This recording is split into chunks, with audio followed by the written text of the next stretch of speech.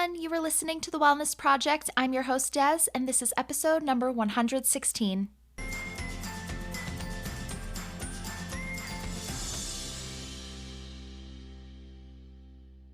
On today's episode, I speak with Chasity Snowden all about her lifetime journey with her mental health. Chasity explains that she's been diagnosed with bipolar disorder, depression, anxiety, and from the young age of 11 years old, she struggled with bulimia. She grew up in a house where she got very mixed messages about food. Her dad was an overeater, and her mother struggled with anorexia. Chasity also talks about the journey with her father. She now has a great relationship with her father, but growing up, her father was actually abusive emotionally and physically, and he struggled with alcoholism. Today, Chasity is thriving. She's doing great with her mental health, and she's passionate about helping others with their mental health as well as their eating habits. I think you're going to get a lot out of this episode. Chasity and I talk about everything. She goes over the things that have helped her, the tools and techniques that she uses every day. It's a really, really great conversation, so let's dive in. All right, everyone. I am here with Chasity Snowden. Chasity, thank you so much for joining me today. Oh, thank you. I'm really looking forward to our conversation. So to get us started, can you introduce yourself and share your journey with us about your mental health? Absolutely. Growing up, I grew up in a very interesting childhood. My dad was abusive because of his alcoholism. And then my mom was eating disordered. She was anorexic. And so I had eating disorders from a very young childhood. And then went through a lot of things in my childhood, abuse and abusive boyfriends. So I had a lot of mental things growing up all through my 20s, all through my 30s. And then I've actually went through a lot of mental things in the past, I would say 4 or 5 years, because I've been through a lot of chronic pain after I went through the CrossFit Games. And then I was diagnosed with trigeminal neuralgia and had a concussion. So I've had chronic pain for the past 4 years where I couldn't get out of bed and chronic migraines. Mentally, I've been on and off medication for depression and anxiety for the past 40 years. Oh, wow. That is quite a journey with your mental health. Thank you so much for sharing that. So I definitely want to go back and dive a little deeper into all of that. So at what point did you realize that you were struggling with your mental health? I know you said from a young age, but at what point did you realize it? And when did you recognize that you were struggling with an eating disorder? And part two of that, did you grow up knowing that your mom had anorexia, or did you learn that later on? I knew I had an eating disorder, I think probably around 11 or 12. I was a gymnast, so I was told I was overweight at a very young age. And then I knew my mom had anorexia or was struggling with food at a very, very young age because I was constantly asking her to eat, and I would overeat to try to help her to eat. It's one of the reasons I got into helping people with food. It's been a journey of overeating. That's how I became bulimic, because I constantly would overeat when I was with her. And she was one of my first people to help educate about food. Okay, that makes sense. And that must have been really hard to be a child and realize that your parent isn't eating. That must have been really emotional and almost feel like a burden placed on you at such a young age. How you said you would constantly ask your mom to eat. What was her reaction to you asking her to eat? I think it was just a normal thing. I think most people ask her to eat. She constantly had headaches, and so she would just sit and say, it's okay, I'm fine. So it was just her norm. And she would say, I'm fine, I don't need to eat. And then sometimes she would grab like a small thing to eat. And then she would hide that and act like she would eat stuff and move stuff around the plates and things like that. And then she would over exercise. And it was interesting because my dad would overeat, or he would eat extra stuff all the time. And he would say, there's always room for dessert, or he had the opposite effect. There's always room for extra food. So he always had like his own food. So growing up in our house, it was very interesting around food. So we used food to cope. I always had food to relax, and we always had extra food around, and food was for holidays. And so our coping mechanism for any kind of emotional thing was always food too. Like we're happy, we eat, we're sad, we eat, we're angry, we eat, and there's a fight, people eat. So it was just, that was our coping mechanism for even any kind of mental thing. So that's one of the reasons I got into bulimia and any kind of mental thing when I was young, because I didn't have any other coping mechanism. I wasn't taught how to deal with my stress that was going on in the family. So I used food to cope with it. Okay, and I think a lot of people can relate to that, using food as a coping mechanism. And just for our listeners that may not know, can you explain what bulimia and anorexia are? Yeah, so anorexia is not eating food. And most people think it's just to lose weight, but typically it's just to control things around you or to deal with something that you're emotionally stressed about. And it's more of a control aspect. And bulimia is typically controlling your anxiety by overeating, and then you feel stressed about it. And so then you throw up your food. The overeating usually sedates you and makes you feel relaxed for a second. And then you get really, really anxious about the fact that you overate. And so then you actually throw up all the food that you ate. And so I was bulimic for about 20 years. It must have been hard growing up in a household with so many different relationships with food and so many mixed messages when it comes to food. Like you said, your dad would overeat, your mom wasn't eating. Did you have siblings in the home? No, it was just me. So I Okay. was basically monitoring the interpersonal relationship by myself at a young age. It was very interesting. Yeah, yeah, and I can imagine how hard that must be. So, with your parents having these different relationships with food, but you recognized from a young age that you had an eating disorder, did you receive any support at all with your eating disorder? No, not until I would say 16, 17, when I finally said, Mom, I have an issue. I went to them and told them there was a problem. They didn't really notice there was a problem. I was struggling to the point that I realized I was throwing up and I was scared that I was going to hurt myself. And so finally they got me counseling. Okay. It was just a church counselor, and then it didn't really help very much. So it was very hard to stop that action. So I just learned how to hide it instead of showing it in public or talking about it. Because I didn't ever really learn how to cope with the stress that was going on in my life. It was my coping mechanism. And so I just learned better ways to hide it from people. It took a really long time, almost 10 more years after I started in counseling. I still was getting rid of food. I just learned easier ways to hide it in public. Okay. So no one else in your life was aware, no friends, nobody at school, no partners that you had? No, I had one partner in my late 20s that finally found out. And other than that, nobody knew until I was 37. Oh, wow. Okay. So a really long time. Yeah, a really, really long time. What was your reaction when your partner confronted you about it and brought it up to you? She actually didn't bring it up. She found me in the bathroom throwing up. So What were your feelings when she saw you like that? complete embarrassment. It was the most horrible situation I'd ever been in my life. I kind of knew that there was a situation where I was going to be found out, but we never spoke about it. But then when there was this situation of I'm walking in on you and being found out, it was so embarrassing, and I didn't really know how to react except to apologize. And she just said she already knew. She knew that I had been in that situation for a while, but she just didn't know how to confront me.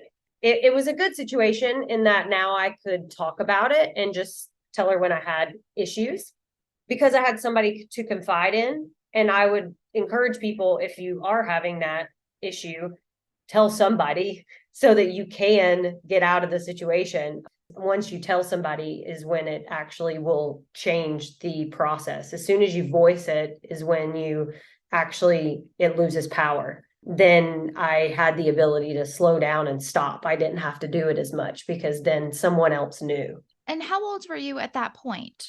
I was in my 20s then. I was in my late 20s. Okay, so you still struggled with it for about like 10 more years after that. Yes. Yes, but it just wasn't as powerful. It wasn't, it would slow down and I would do it a little bit here and there, kind of like if you were an alcoholic, you'd drink a little bit here and there, but it wasn't full-fledged every single day like it was before. Okay, gotcha. And did your parents ever receive any sort of help for their relationships with food, their eating disorders?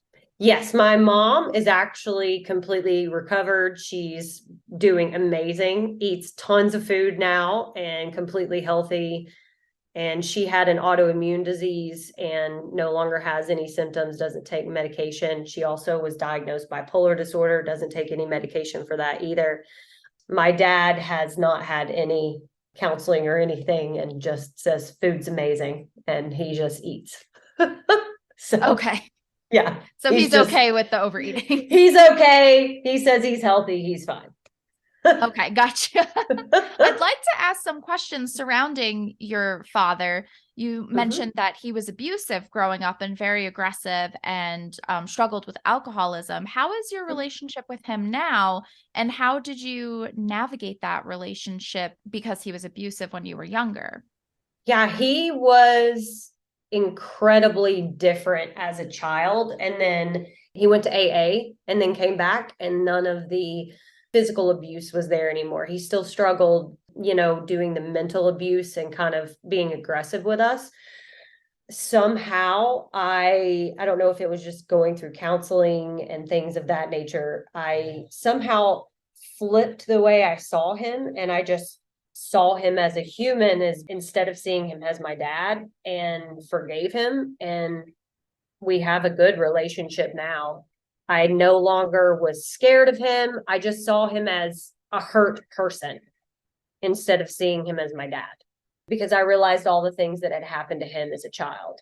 And I had asked him about his childhood. And so now we are absolutely fine. And there was a lot of really bad things that happened, but I have talked to him about all of the things, and I almost see it from his perspective now. And I see it from an abused side, and I can understand why he would do the things he did.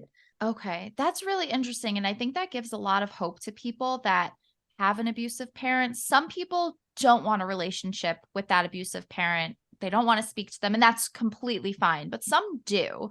I've worked Mm-hmm. with a lot of kids and teens that do have abusive parents, and they really want a relationship with that parent. So I think that's really hopeful for people to hear that maybe in the future they are able to have a healthy relationship with that parent. Maybe they can change and make changes and improve upon that relationship. Yeah, I think the most important thing is I started to see him as a human, and he's just like me. He had a parent that was hard on him, and he was hurting too. And he did the best that he could. And he was struggling. I struggled with food. His struggle was alcohol and drugs. He just had an addiction, and that's how he coped. And I coped with food. And nobody taught him, just like nobody taught me how to cope. And so we just coped in our own way. He just needed love. And I'm just a person that can give him love now. That's really great to hear. And did your dad take accountability? Did he take responsibility? It sounds like you two have had a lot of conversations about that. Yeah, absolutely. He has, said he was sorry for all the things he's done. He has said it would have been a lot easier if he wouldn't have been as aggressive or abusive as he was. He wished it wouldn't have been the way it was when I was younger. He thinks things are fine now. So he's glad that we have a relationship now. So we can actually communicate and talk. And I call him every week. And, without the fact that we talked through it, if I wouldn't have forgiven him, I wouldn't have had the opportunity to have a father.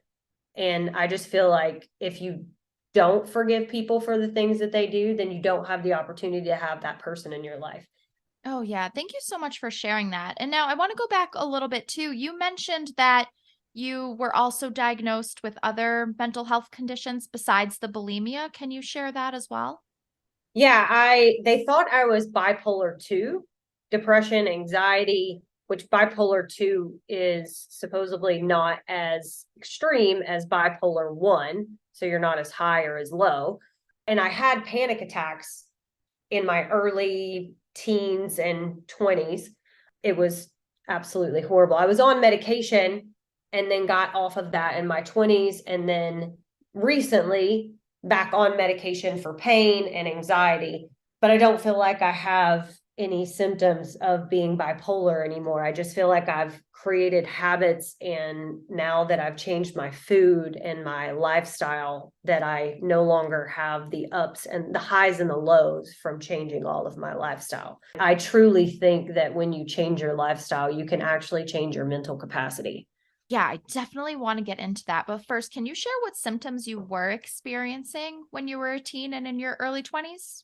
Depression would be, oh, in college I would sleep for, I mean, I didn't go to school for a month. Didn't go out of bed, get out of bed at all. And then when I would have anxiety, I mean, I would go to work and have to literally go to the bathroom and sit in the floor and cry when I would have panic attacks, or I would be in public and have to leave a public place because I was so anxious. I could not be around people. I would sit and shake in the corner for like 30 seconds and break out into sweats. And it was just unmanageable. And I would have to take, Xanax to actually function in a crowded room. And it was not a normal life to be able to go out in public and communicate with people.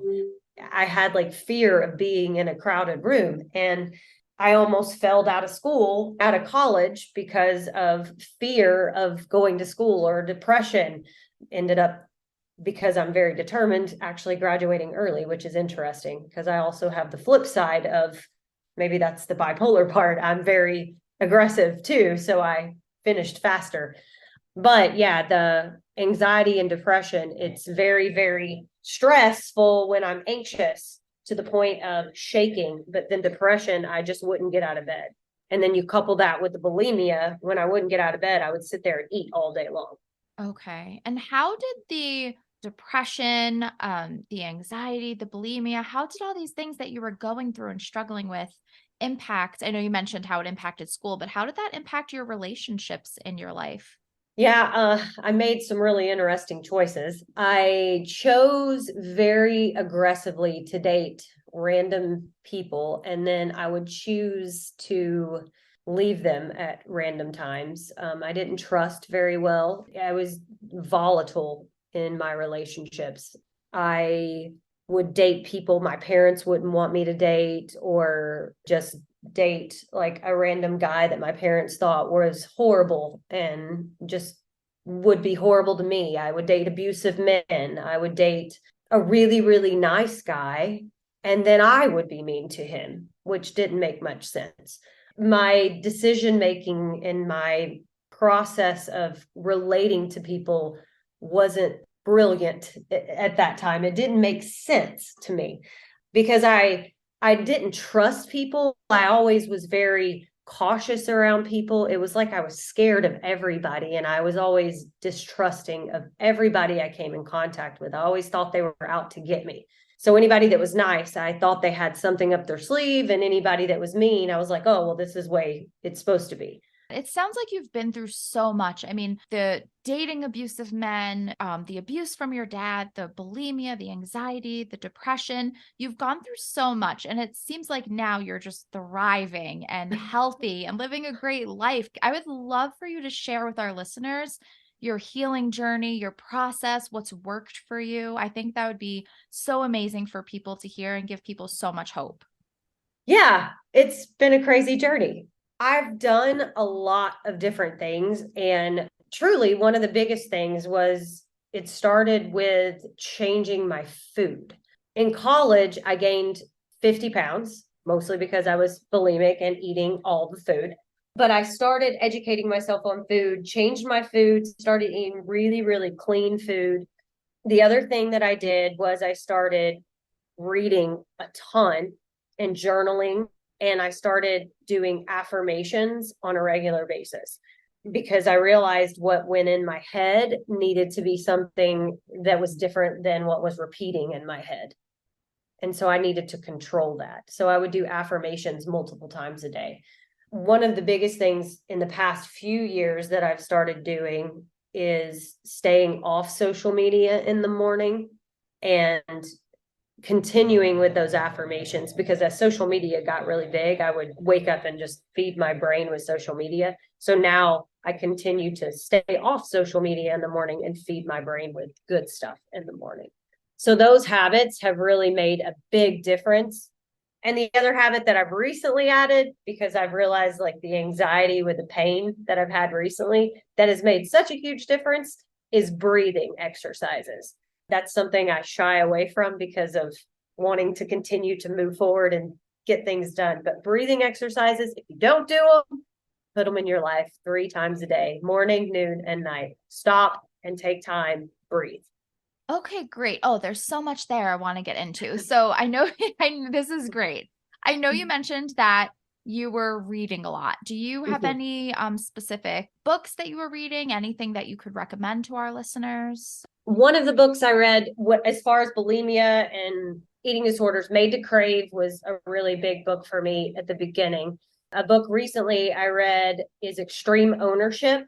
Huge, because people don't want to take ownership of anything in their life. And once you start to own what you're doing, it's really hard to say that somebody else, whether it was my dad's abuse or a guy's abuse or my anxiety or my depression, whatever it is out there, when you start to say, no, these are my problems, I own my life, you take ownership of it, you have to like own the day and take ownership of it and create whatever it is that you want. That's really good. And then another one that's really, really been great for building my company is Tribe of Millionaires. And I can't remember the authors right now, but those are really, really good books. Okay, no, perfect. I'm going to link those in the show notes and I'll look up the authors. Perfect. Thank you for that. And do you have any affirmations that really stick out to you or any that you would recommend that you particularly loved? Any that you could think of off the top of your head? I'm in the right place at the right time, engaged in the right activity, is one that has stuck with me. I think that's because when you're in the middle of engaging in eating disordered tendencies, you want to constantly tell yourself, I'm in the right place at the right time, engaged in the right activity all the time, so that you can make sure you're doing what you are called to do. Also, when your brain is running all the time and you're trying to go in 18 different directions, if you're anxious, if you constantly say that to yourself, you feel like you're doing the right thing. It's not an affirmation, but I have Set Free tattooed on my wrist that I look at all the time. And all of my tattoos are referenced around like where I want to go. So that helps me. Oh, great. I love that. And as for the journaling, did you journal any particular things? Were you just journaling your thoughts, your feelings? I journal every single day what I want at the beginning of the day. So, what my goal is. And then I journal a little bit about the day, meaning what I'm going to do or what I did that day. And then 3 like little gratitudes of what I'm happy about during the day, something I'm happy about with my body, and then maybe something I'm happy about with like a relationship. So it's kind of like external, internal, and then like vertical. So that way I'm happy about lots of different things in my life. And then I do that I've done this for since I was 30. I do it every single day.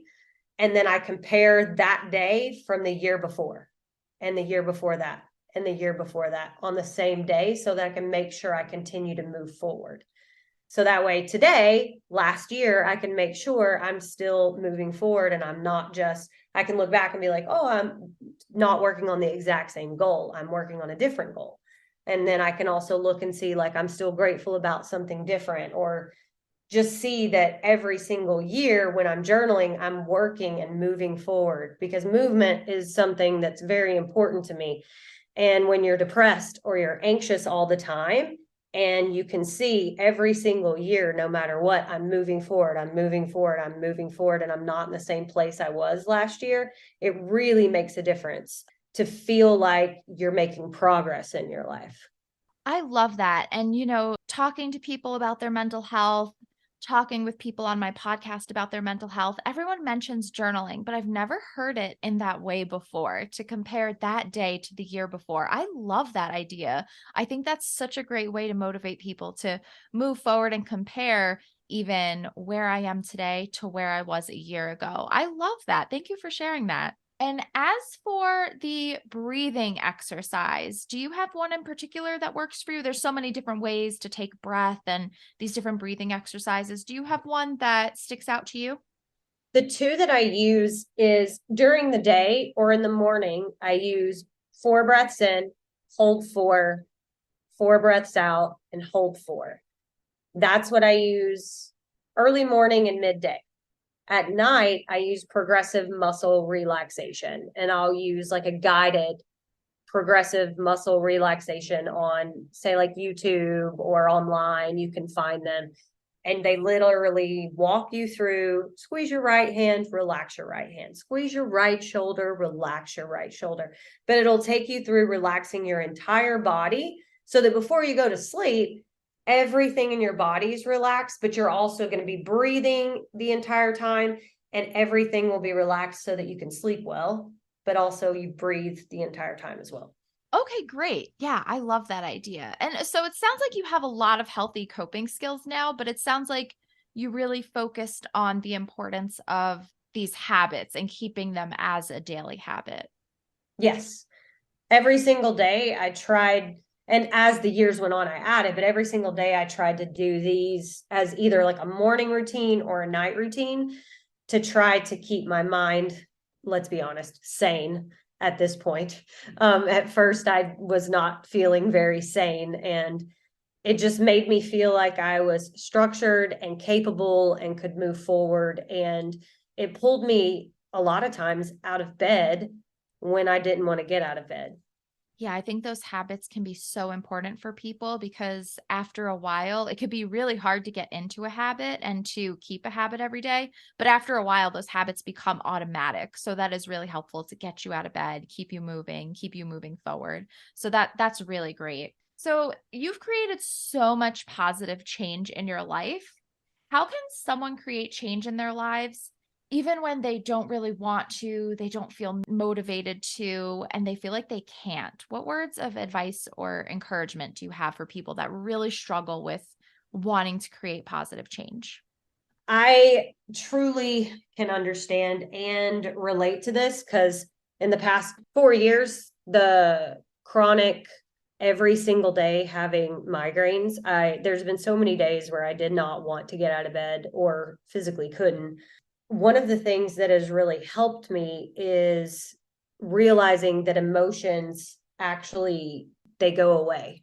Emotions come and then they go, and motivation, it never stays, like it just doesn't. And so a couple different things that I've had help me get motivated, which it never stays, is having people in my life that will help move me forward. So to be honest, I actually invest, and during this time I've invested in coaches myself. I'm a coach, but I believe in coaching because I need somebody to push me forward. And I need also people in my life that are encouraging and will move me forward. So all the people that I keep in my life are people that are not the type of people that just sit still. They're all movers and shakers. They're not the, sit around and are okay with me sitting in bed. They're going to push me out of bed if I'm just sitting in bed. And so anybody that's not motivated and you're the type of person that is struggling and anxious, find yourself some people that will push you out of bed, or hire someone that will pull you out of the darkness or out of the quicksand per se. Because sometimes you don't have those kinds of friends. You need to hire somebody to do it. That's such a great point, and that's so important that you mentioned that. The people who we surround ourselves with is so important for our mental health. So that's really great, and that's such a good idea because I know a lot of people really struggle with loneliness. They struggle with these unhealthy relationships in their lives, these toxic relationships in their lives. So that's a great idea also that I've never heard anybody mention. Obviously, the idea of going to therapy, but hiring a coach, hiring somebody to motivate you. That's a really great solution to that problem where people may not have that kind of person in their lives. Like So, whatever your goal is, just hire somebody that's good at it. Even the people in your life that you're looking at online, like during the time when my head was hurting in the past 4 years, I would just eliminate all the people on social media that would trigger me or make me more depressed or make me feel bad. It might not be anybody that's bad, but if I'm physically not capable of feeling good and someone online is triggering me because I'm physically feeling bad, well, why look at that? Look at something like puppies that make you feel happy. So follow more puppies and flowers and dolphins and I don't know, good things. And then hire a coach that's going to kick you up and make you go to the gym or make you build your business if that's what you're after, whatever it is that you need, or hire a therapist if you need to, whatever it is, you need motivation. And then if any friend is like putting you down or like, oh yeah, just lay in bed. No, get rid of that friend. Don't call them. Call somebody to get you out of bed. awesome. That's great advice. And as for where you are right now, are you seeing a therapist right now? Are you on meds right now? Do you have a coach right now at this moment? Yes, I have a brain coach. I have a nutrition coach. I have a business coach, and I have a therapist. I have a psychiatrist. I kind of have a team. I'm on a couple meds for pain medication for my trigeminal neuralgia migraines, but I'm coming off of them. So I was on about 4 medications and now I'm on 2. So very excited that those are coming down.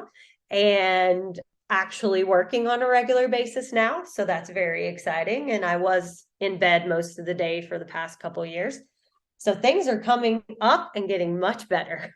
Oh, that's great to hear. And I love that you have a team. I think that's so important, especially when those teams connect and talk to each other and it's kind of this integrated care. That's so, so important. So I do want to, just for my own personal reasons, I do want to dive into, I cannot say that word, but I want to dive into your migraines a little bit because I'm currently experiencing getting headaches and migraines every day. So I'd love to hear about how you are dealing with that, how long you've had the headaches for, what that exactly is, what it stemmed from, if you don't mind getting into that for my own selfish reasons. Yeah, absolutely. So about in 2019, I actually lived in an apartment that had mold in the apartment. And my dog and I both started getting sick, started having headaches. And I was at a gym training because I was a CrossFit Games athlete and on a bike doing sprints, got really dizzy because I was struggling to breathe and fell and got a concussion. And we're not sure if it was the mold, the concussion, what, but the migraines just kept getting worse, kept hurting. And then in about 9 months ago, I was diagnosed with trigeminal neuralgia, which is basically pinched nerves in your brain. So the nerves that run from the cervical spine up into your head and then into your face are basically pinched. But I also have been diagnosed by 3 other neurologists with just cluster migraines and regular migraines, but I've been getting them every single day and all day long. I've failed 3 or 4 medications and then been on 3 or 4 currently on a shot every month. And then I've had Botox. They'll do like 30 to 40 shots in your head. It's very fun. So if you've ever had migraines and you've been on medication, it's a very interesting process. And they don't really know what works. They just kind of throw stuff at you and figure out what works for you. And if it doesn't work, they try something else. What I found is the gut-brain barrier is very interesting. So food actually does affect migraines and does affect your headaches as well. Hydration affects it, caffeine affects it, and Sleep is one of the most important things with it. I've actually found a chiropractor in Lenore City that has been able to adjust my cranial bones and take the pressure off of the nerves. So that is one of the reasons my head is getting better, because the nerves that are actually pinched are not pinched anymore. So, but I have to keep going back because bones move and then you have to move them back and give them back to where they need to stay. So that's why I'm able to come off the medication. It's very interesting. Pain and chronic pain almost makes you more sick because you then go toward chronic pain and you keep getting worse and worse and worse. And that's what I found with migraines is people, it's like once they have one, they'll get it again and again and again. And usually when you're in pain, you eat worse because you eat comfort food, which makes your stomach hurt, which makes you then have worse headaches. What I found is if you will eat really, really healthy food and drink tons of water and sleep a lot, that you actually can keep away the migraines longer, which is a really hard thing to do because when you feel bad, you want to eat really comfort food, and that doesn't help your migraines. Right. Yeah, that's so interesting. Thank you for sharing all of that. At the time of this recording, it is November 14th. So, 2 months ago, is it 2 months ago? August 14th, 3 months ago, August 14th, I had a complex migraine. I ended up in the emergency room. And Mm-hmm. every day since then, I've had a really bad headache. And every few days, I've gotten a migraine. And I would get migraines like once a year, once every other year, not very common at all, once every few years. And now I get them every few days and a really bad headache every day. And we just found out that our house does have mold. So I am wondering if it is connected to the mold. And I'm kind of hoping that it is because I'm hoping that there's some sort of solution. But yeah, I ended up in the emergency room and then they referred me to my primary. They referred me to a neurologist. So my neurologist appointment is actually, I have two neurologist appointments. One is in January with one, they told me to book with two different ones to get a second opinion. And one is actually this Thursday. So thank you for sharing all of that because Mm-hmm. that's definitely something I'm going to look into. And I was just telling my boyfriend the other day, my partner, that I feel like I have a chronic illness now because it's been months and I have this every single day. So, and I've never dealt with this before. So, yeah, thank you. I really wanted to pick your brain about that. And that's just another layer to everything that you were going through as well. And it's a lot. It's a lot of stuff to sort out and heal from. And when you have all these different doctors and different opinions and meds for mental health, meds for chronic illness, it's hard. It becomes really overwhelming. And I will say the neurologists won't notice the mold. They won't talk about the mold. They will just say that you have migraines. I had to go to a naturopath to have a mold test and find the mold in order to get the mold out of my system. And so I've been on binders and things to get the mold out of my system, mold tests to figure out what was in my system to get that out. I actually even coughed on petri dishes and had black mold grow on a petri dish. There was mold inside my lungs. It was incredible. And so literally, and my dog could barely walk. Oh, And it was just incredible, the things. And then on my MRI, there's stuff all inside my facial cavity, but they'll just say there's stuff in there. But the stuff that's in there is actually mold. oh, wow. That is fascinating. And that's something that I'm glad you bring that up because a lot of people live with molds, whether it's in their home, their apartment, their house, or even at work. You're going to work every day and there's mold in the building. And a lot of times we're not aware of it. And it does Mhm. impact not only your physical health, but your mental health as well. Mm-hmm. And there's a very easy ways to test it. You can buy petri dishes online at this really, really simple. I'll give you the website. Really simple way, and you can literally put petri dishes in your house and just tap them on things. It's like $15, and you can test for mold in your house. You don't have to pay anybody, and just test for stuff. And it's an easy way to find out if you have it. Chastity, this has been so amazing. It's been so inspiring. And I know that this conversation is going to give so many people hope. Do you have any parting words that you could leave our listeners with? Words of advice, words of encouragement for people that may be struggling? Basically, the one thing I wanted to say is if you are struggling with anxiety, depression, if you're just feeling horrible, if you feel like it's just something that you can't get past, I just want you to remember that emotions come, they're real, they hurt, but they go. The one thing I've realized over time is that if we will just feel the emotion now and not stuff it and not try to get rid of it, typically it will go away. Take the time to feel it now, breathe, and let it go. Because truly, it's there for a reason, and we're supposed to feel that emotion. It's not going to hurt us right now. It may hurt, but it's not physically going to kill us if we will just feel it now and then let it go.